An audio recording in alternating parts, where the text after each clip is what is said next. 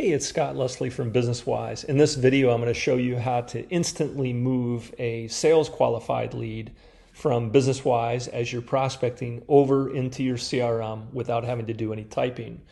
And when you're prospecting, you really don't want to clutter your CRM. You really want your CRM. Here at BWise, we use PipeDrive, which we strongly recommend.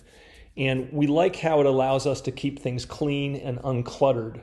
So we do all of our prospecting. Of course, we have 3 offices. As you may know, if you're a client, you're prospecting in either Atlanta or Dallas or Charlotte, which are the 3 markets that we research.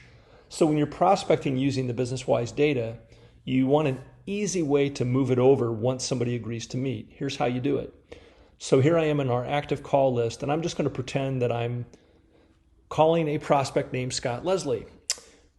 So how I'm going to do it is I'm going to click the little clipboard next to the name of the person that I'm contacting.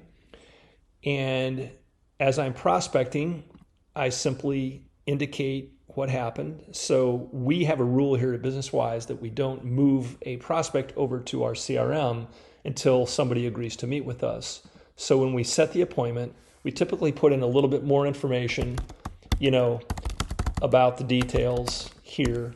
And if we need to, there's even more space for a big note here. Okay, so here we go. 1 click, I click that, 2 clicks, and I hit save. And it's going to prompt me if I want to schedule another follow-up prospecting call. Well, in this case, I don't, because I've been successful in setting the appointment. So now it's all in my CRM. So let's take a look.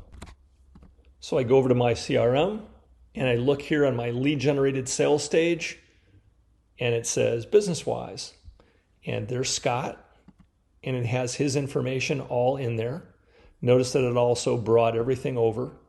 Now you might wonder, how did all of that happen so magically?